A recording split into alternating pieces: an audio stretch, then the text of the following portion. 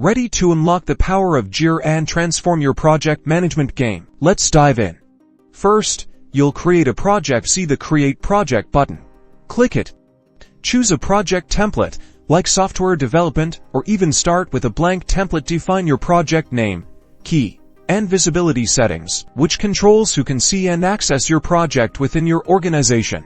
Next, let's explore how to manage issues. Issues represent your work items, while Jira tasks, bugs, stories. To create an issue, click Create at the top. Fill in details, the issue type, summary, description, and assignee. Adding a due date or priority is extremely helpful as issues pile up.